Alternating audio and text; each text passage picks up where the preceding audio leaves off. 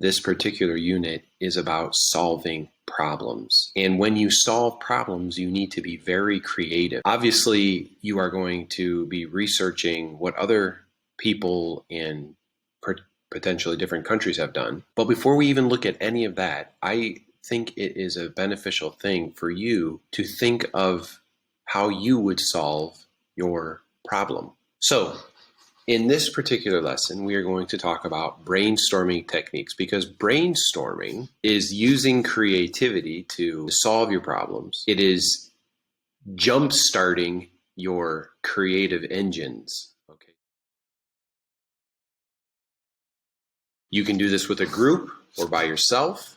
If you're on a team, you need to be free to think outside of the box. So turn off your phone and laptop. You want to be the one that comes up with the solutions to these problems initially. And again, I say we're going to be researching in a little while, in a few lessons. The first thing you need to do, though, is make sure that you define the problem clearly. If you don't have a clearly defined problem, then it's going to be difficult for you to come up with a solution. What is the specific problem that I am trying to solve? And when you are solving that, don't discount any ideas that you come up with or your friends come up with. Don't think, that'll never work. Let it be said, because it might trigger somebody else's thought about another way to solve the problem. You should use a clean sheet of paper, sticky notes, pencil, pen, markers, whatever you have available. And you will find that the process might be a little bit chaotic. So here are 8 different brainstorming methods that you can use to solve your problems. While you're listening to my explanation, think of positives, think of negatives, and which one do you like the best? Which one do you think is going to be able to help you the most in coming up with a solution for your problem? The first one is a flip chart, okay? And this is your standard white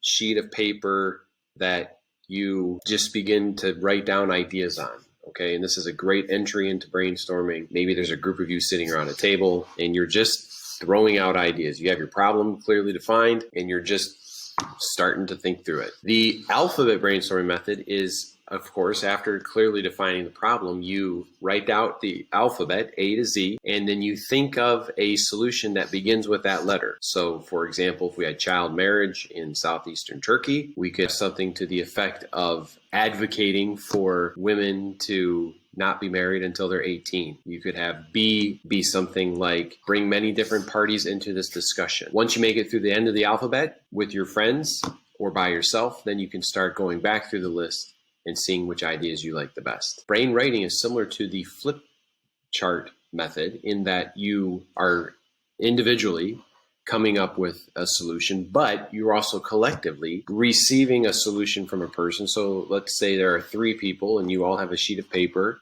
and you think of a solution, your partners think of solutions, and then you pass the papers and you read what your partner has read and you try to add to that, try to make that idea a little bit more clear, or you take from that idea and come up with another idea. So that's brain writing. Grid brainstorming is when you have a grid of 9 boxes, so 3, 3, 3, and you have a problem clearly defined, and then you think of 3 separate solutions that you write in those 3 boxes at the top. Once you've completed that, you pass your paper to the right. The person on your right on your left gives their paper to you, and then you read what they have, and underneath each of those ideas that they have written, you either clarify that idea or you can come up with an idea that's connected to that. Again, this is a great way to have collaborating brainstorming sessions and simultaneous brainstorming sessions. The 6 thinking hats is a great way to do 2 things. One, it's designed to help you clarify your problem, and it's then also used to help come up with solutions. So there are 6 hats and they follow 6 colors. The blue hat is a process hat, and that basically is the hat that everybody wears when you're thinking of what order to put the hats in. And there could be one person that does this, or a couple people who do this, or the entire team who does this. I recommend having one person be the blue hat wearer who kind of keeps the discussion going as each of the other hats are worn. The red hat is the hat that you use when you want to think of emotions connected to the problem, things that you feel about the problem. The white hat is worn when you want to consider all the relevant data, the facts, you really are trying to get all of the information about this particular problem. The green hat is the creative hat, and this is where you come up with creative solutions for that detailed problem. And again, anything goes. Thinking outside of the box is key. The black hat are possible problems that could come up in a given solution or with a given solution. Not being negative necessarily, but you're thinking critically about each of the solutions and what possibly could go wrong or where there are weaknesses. And finally, the yellow hat are all the benefits of the chosen plan or the solution. This particular brainstorming method would take a long time, but you would have a very thorough understanding of both your problem and your solution once you're finished. The morphological analysis. This particular brainstorming method involves coming up with the sub-functions of every problem and then coming up with solutions for each of those sub-functions. So for example, let's say you're asked to design a perfect cup for a fast food restaurant. So you obviously have three parts of this. Okay, you have the straw, you have the lid, and then you have the body of the cup. Okay, so those are the three sub-functions that you need to think of when thinking of a solution for the perfect beverage vessel for a fast food restaurant. And so you have a chart laid out. The problem is this: we need a better cup. The sub-functions are we need a better straw, a better lid, and then finally we need a better cup itself. And so then you just start thinking of different ideas for a straw and different ideas for a lid, different ideas for the cup part of it, and anything goes. The seventh brainstorming method is the 5 why question, and this was developed by the gentleman who began the Toyota Motor Corporation, Mr. Toyota. As you can see, involves asking 5 why questions. So for example, if you had a problem of why is my bathroom sink leaking, and then you say, well, there's no silicone on the back of the sink. Well, why is there no silicone? Well, we don't have any in the house.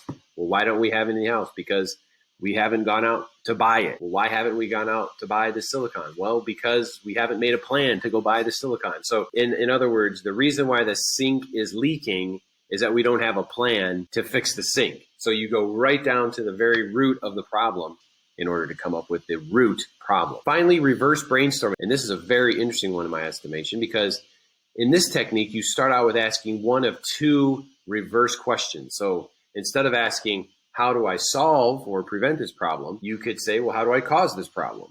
Going back to our leaky sink, let's say, how does a leaky sink happen?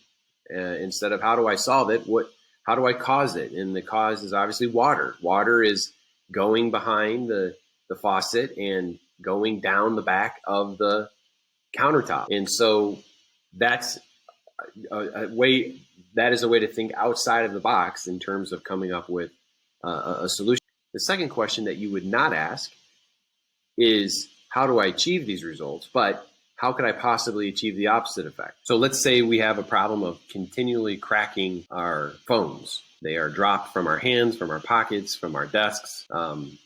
Instead of asking, how can I possibly stop dropping my phone, it would be, how can I possibly drop my phone more? Or how can I break my phone more? And then you come up with different ways to achieve the opposite effect. And then you can use those ways of achieving the opposite effect to help you come up with actual solutions for your problem. In the example of the phone, potentially I could say I bump into things because the phone is in my pocket, and then you consider, well, maybe the problem is the phone is in my pocket, and so I need to come up with a different place for my phone. I can put it in a bag. I have a special bag at my waist that I wear. Or you just need to think of ways to take it out of your pocket if the pocket is the problem. Finally, of course, coming up with ideas is part of the process. The final part of the process is really picking an idea. You need to narrow down the potential solutions in order to come up with one that you feel is the best solution. So here are a couple ways to narrow your solutions. You can have the traffic light method of red, yellow, and green. Green being, this is a great idea. Let's consider using this. Yellow being, I think this could be a great idea, but we need to do more work on it. And red being, I don't think we need to consider this idea as a solution anymore. And another one is stars. In your group, you can say how many of you would give a star to this idea. And let's say you had 10 ideas, you have 5 people on your team, and you say things such as, this particular idea, how many of you would give a star to? And 4 people give a star to it. And then you go through and see which ideas have the most stars in order to help narrow down the solutions for your problem. Finally, you have the thumbs up, thumbs down method, okay? And obviously, this is one that's just a simple voting up or down. If you like an idea or you don't like it, you just have the teammates say the idea, the solution, and all the other teammates either give it a thumbs up or they give it a thumbs down. Let's practice. Take out a sheet of paper, and I want you to write down one of these problems, and then I want you to use one of the brainstorming methods to come up with a solution for it. Pick the best ones, and then finally make your decision. By way of review, number 1, solving problems takes creativity. Number 2, you need to clearly define your problem. Number 3, brainstorming methods help you to be creative. Number 4, there are many different types of brainstorming methods.